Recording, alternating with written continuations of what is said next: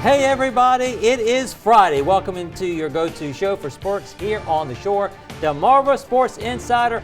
I'm Anthony Joseph. And I'm Chris Brunk. Thank you for joining us. We've got a lot to get into tonight, as we do every single Friday night, Anthony. We certainly do. Let's go over what we have in store on DSI tonight. We have highlights from the DIA basketball tournament, plus we're sitting down with Chris Martinez to talk about local racing. We've also got highlights from the Indian River Unified basketball game as they faced Newark Charter, and a former Shorebirds player just hit one of the biggest home runs that we've seen in spring training. But we start with the first round of the state tournament in Maryland, Anthony.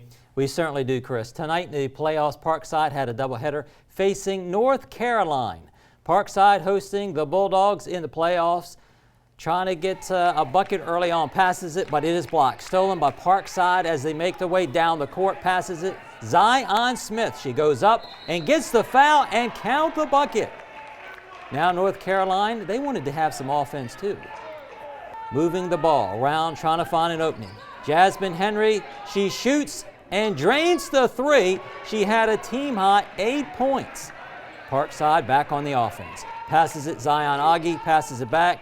Has the screen, passes it back. OG bullies her way inside it and gets the bucket. She'll have 11 points in the game as Parkside takes down North Carolina. It was a beatdown, 49-19.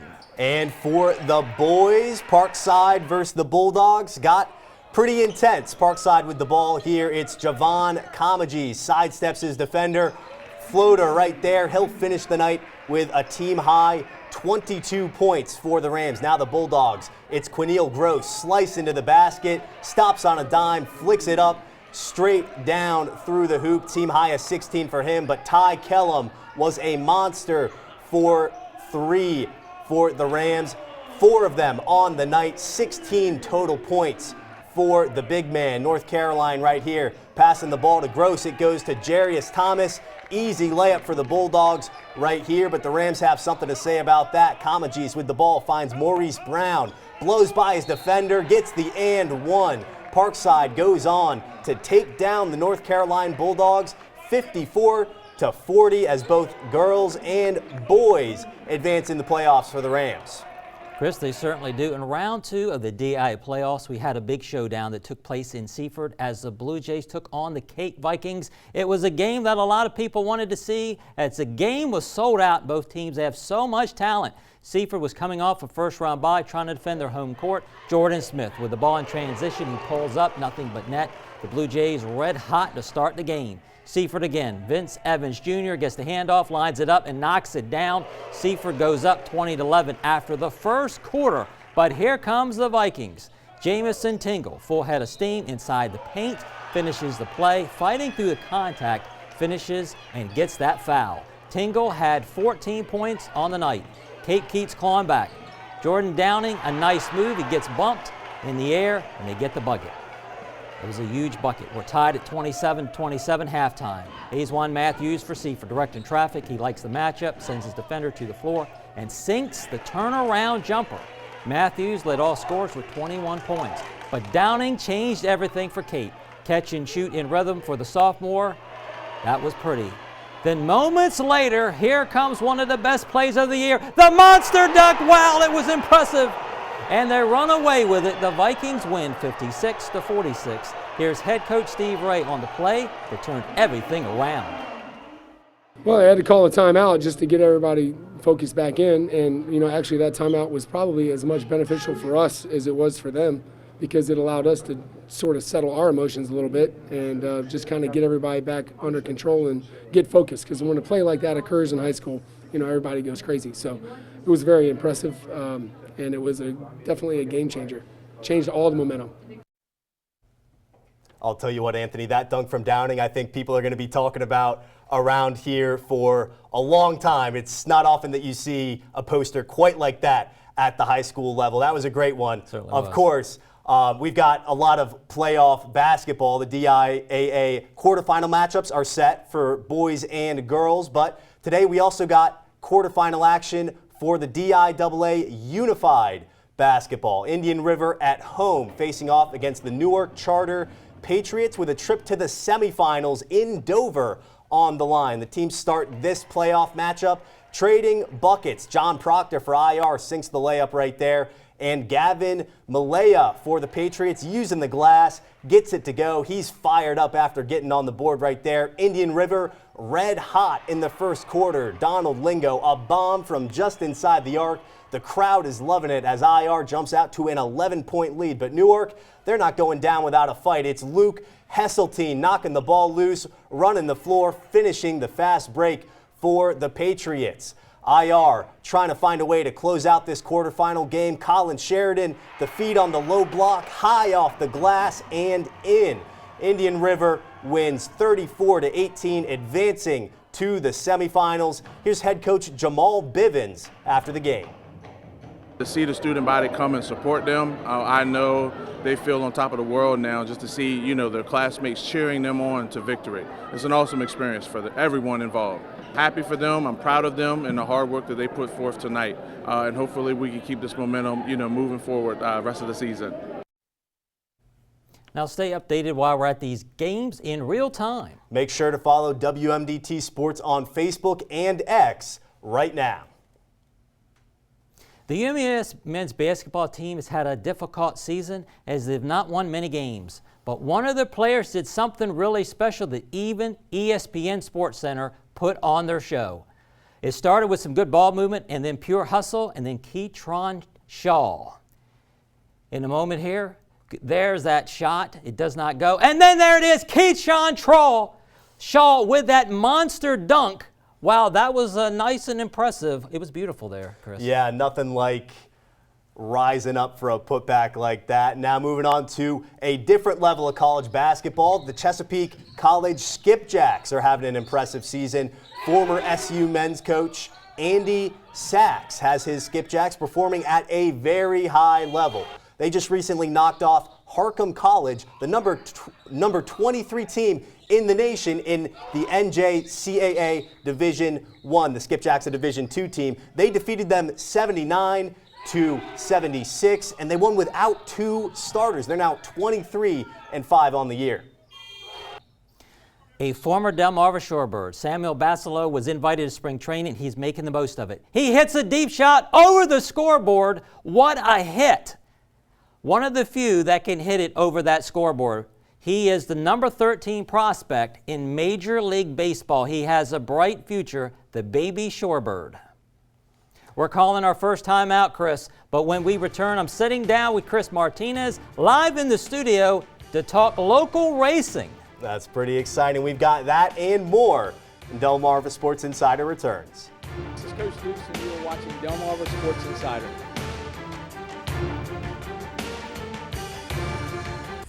Welcome back to Delmarva Sports Insider. I'm Anthony Joseph, but joined by Chris Martinez, a local dirt racer, race director for Middle Forest Speedway. First, we're going to talk about, you've been racing for a long time, but you decided to step down. Tell us why. Well, yes, I have been racing a long time. I actually started racing in about 2001.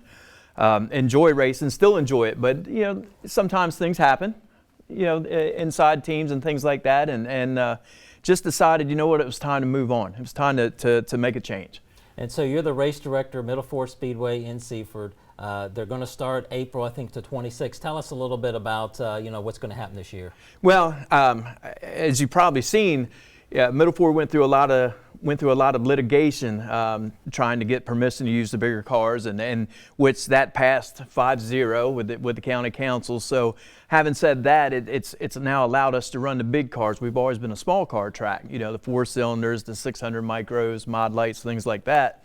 Now we're going to be allowed to run the modifieds, the late models, all the big 8-cylinder cars that Georgetown and Delmar currently run. So we're excited about that, but at the same time, knowing that we've got a lot of work to do. We've got to shorten the track. We've got to widen the track, not necessarily shorten it, but we've got to widen it for these bigger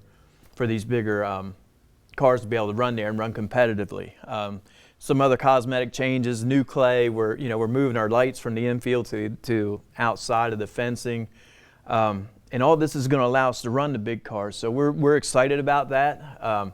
It's going to be a great addition for Middle Forest, and we've seen bigger and better attendance and racing every year to begin with. So we're really excited about that. And having said that, yeah, we open up April 26th with our Paul Mitchell Memorial, which is always our opener. And we'll run alternating Fridays and Saturdays throughout the summer, right through the end of October. And you're going to run a lot of Saturdays and then some Fridays. Yeah, Middle Ford, we schedule around Georgetown and Delmar's schedule because there's no sense in trying to compete with them. So when Georgetown's running on a Friday, we're going to be running on Saturday. If Delmar's running, they run on Saturdays and we'll run on Fridays. And we did it last year and it worked. Now, you're not going to run, but your son, Sean, he's driving those Delmarva Chargers. He runs the Delaware Super Trucks. Super Trucks. Yes. So, yeah. You know, it has to be exciting to be able to still root on him. Oh, sure. And he's got so much talent. I've told everybody since he started racing that he's a much better racer than I ever thought about being. So, yeah, he's still doing his thing, and we're getting the truck ready. He won't run much at the bigger tracks, but he concentrates on Middle Ford. But yeah, always exciting to watch him race. What advice do you give him?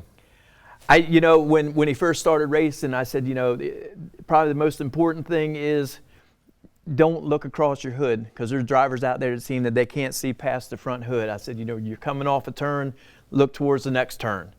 Always be aware of your surroundings. With those race cars on dirt, you don't have rear view mirrors, so you don't worry about what's behind you.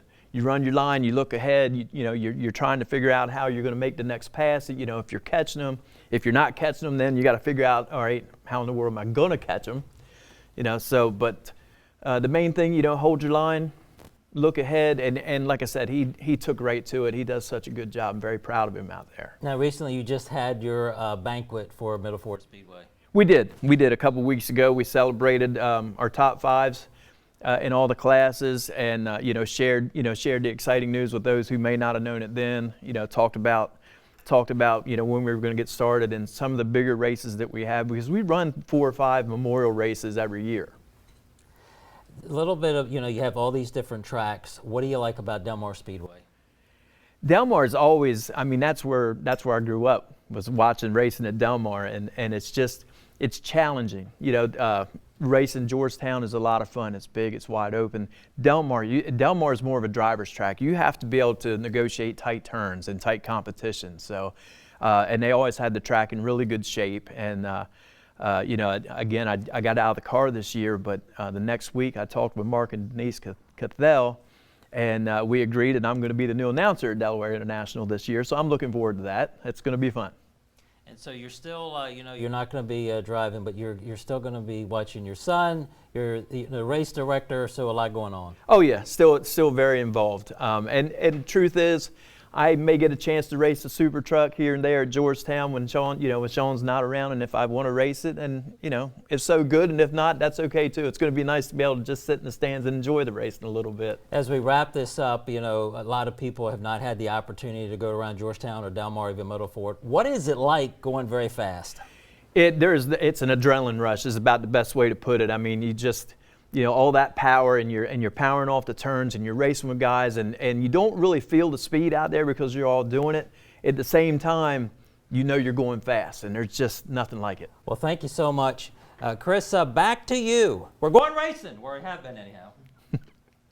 I hope I never have to go that fast, Anthony. Well, coming up, the city of Salisbury has announced a new initiative that looks to enhance downtown parking. Plus, a fatal crash in Eden taking the life of a 4-year-old girl. We've got that and more coming up next. Hi, I'm B.J. Johnson, head basketball coach at Stephen Decatur High School. You're watching Delmarva Sports Insider. Welcome back, Delmarva. The city of Salisbury is announcing a new initiative that looks to enhance downtown parking. The city has partnered with T2 Systems to improve efficiency and convenience. Now, officials say that the city will transition to an automated permit management and mobile payment system in early April, but permit holders can begin creating their accounts and securing their permits starting March 5th. For more information, visit the City of Salisbury's website, salisbury.md.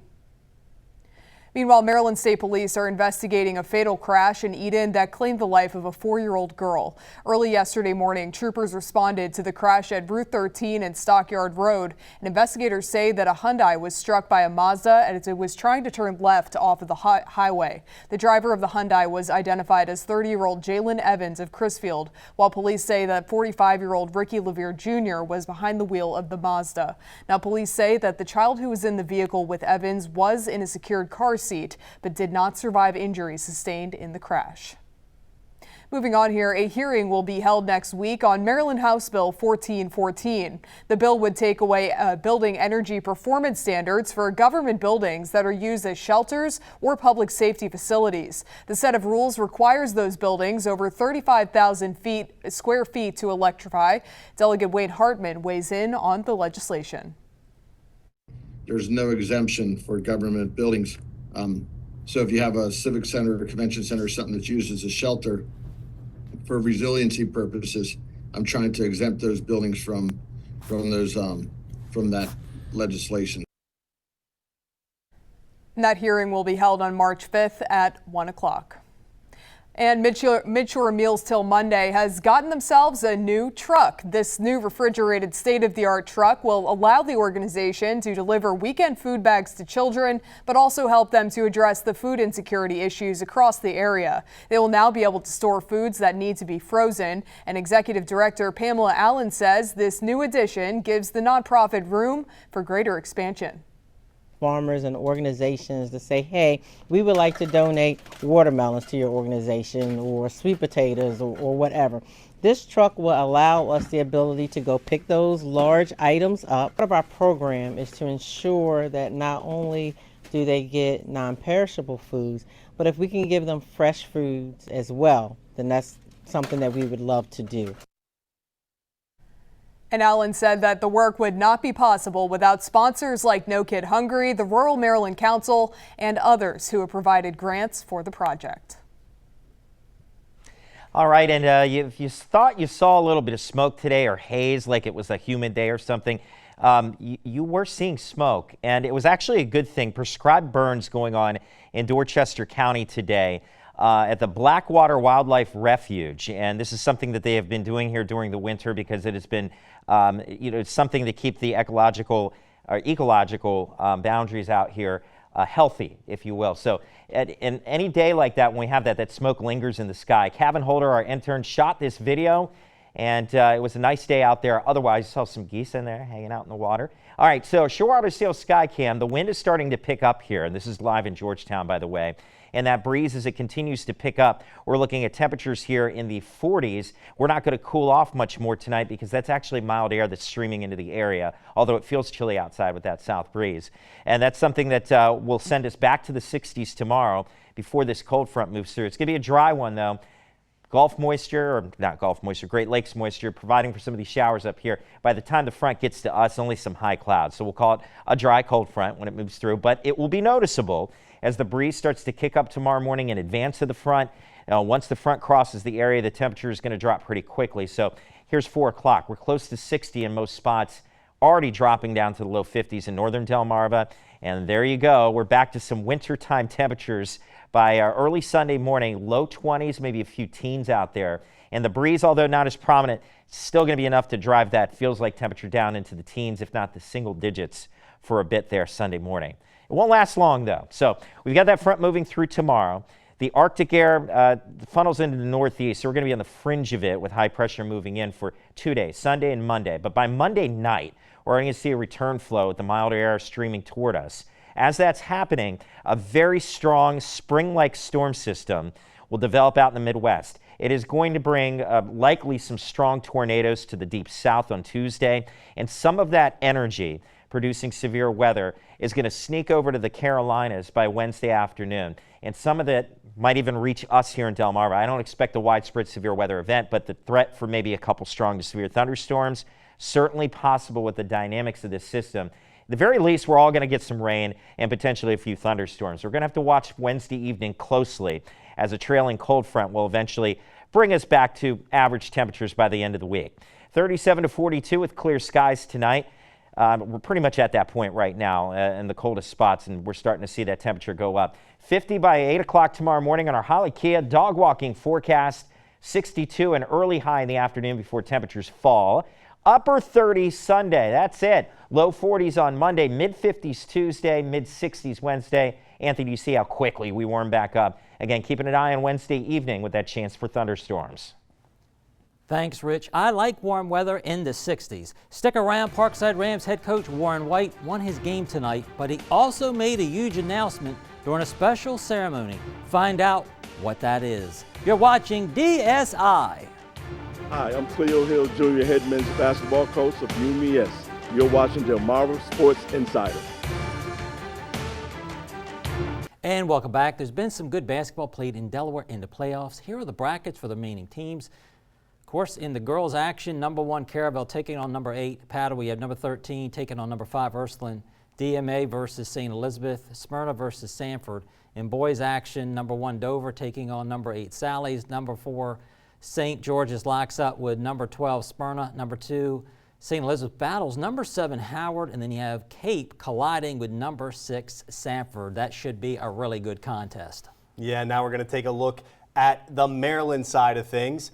Playoffs here in Maryland just got started tonight on this Friday night. We saw Parkside boys and girls winning their first round games in the 2A bracket. Both teams beating North Carolina, and both teams have Queen Anne's waiting for them off of a bye in the second round. Now in 3A for boys, the Bayside champs, Stephen Decatur, they're waiting on the winner of Severna Park and Arundel, while James Bennett already knows that they're playing South River. On the girls' side, it's Decatur and Bennett, both with byes, so they both go straight to the second round. They're matched up in round 2. Now looking at 1A, Cambridge, South Dorchester boys and girls, both with first-round byes, both teams playing the winner of Pocomoke and Crisfield in each of their brackets.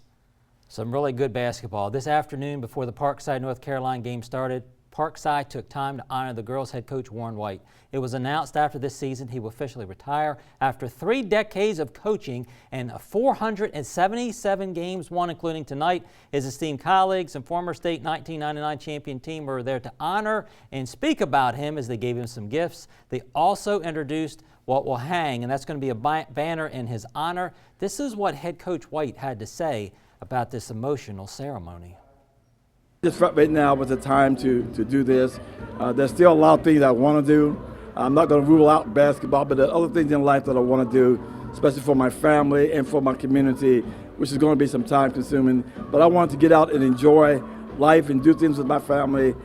And that banner will show the work that's been done, and that will speak for what we've accomplished over the years under leading this Parkside program. And I'm just so excited about it and very thankful. What a great guy, Chris, and we wish him well. A long time at Parkside. It will be different, and we'll have to see what they do as they're still in the playoffs. Yeah, it's just such a terrific leader for that program. But coming up, find out who will be our WMDT Athlete of the Week. You're watching DSI. Jim Berkman, Salisbury University men's head lacrosse coach. Man, am I excited to be watching Delmarva Sports Insider. All right, so let's talk a little bit about what to expect tomorrow. The day is going to be divided into 2 seasons here. First, we have that early Springfield again. 63 degrees tomorrow afternoon, about 1 o'clock, Springfield. That's where I was going with that. After today being around 52, 53. But then this dry cold front that we're tracking comes through, and we immediately go back to wintertime temperatures here going into the evening. 7 o'clock, we're already going to be down about 43 degrees. And then if you got evening plans, you got to know dressing appropriately. We're going to be in the 30s at that point, and eventually the 20s late at night, and the teens in a few spots by Sunday morning, going from the 60s to the teens. All right, so the marine forecast is going to be choppy everywhere, but gale warning out for the Chesapeake Bay as the cold air moving in is going to rush in very quickly and make it a bit blustery out there. 40 on Monday, 50 on Tuesday, so the cold air doesn't stick around long, guys, and 60 on Wednesday with some rain late in the day and potentially a few severe thunderstorms. Anthony and Chris. Thank you so much, Rich. Now it is one of my favorite times. I say that every week, Best but it time of the is. week. It really is. It is the WMDT Athlete of the Week, and it goes to a player we got to watch a little bit earlier in the show. Jordan Downing changed everything for Kate with a monster dunk as they take the lead right there. Wow, that is so impressive. The Vikings, they won 56-46, helped his team advance to the next round of the playoffs. And that's why he's the WMDT Athlete of the Week. I'll tell you what, Anthony, that gym, it's an away gym. They're playing at Seaford. That place was absolutely buzzing for about 20 minutes after that play from Downing. Just so electric. We want to hear who you think should win next week's award. Send in your suggestions to our email, sports@wmdt.com. And I will say, Chris, I do like dunking. So if somebody dunks, who doesn't? Who doesn't? Or we'll have to see about the other sports, especially in baseball if they hit a home run. This week for After the Whistle, we looked at Colonial Richardson's Addison Claytor, a senior track and field athlete who is setting up to have a big season in the spring. Who's next there, Chris? On Monday, we'll be talking to LaShawn Moody, a Cambridge South Dorchester basketball alum on a team that finished as runners-up in the 1A state tournament last year. This year, a freshman for Chesapeake College men's basketball, the Skipjacks, as we mentioned earlier in the show, having quite a season in the NJCAA. That's going to do it for tonight. As always, thank you so much for watching. And be sure to keep up with us this weekend all over social media. Have a great night.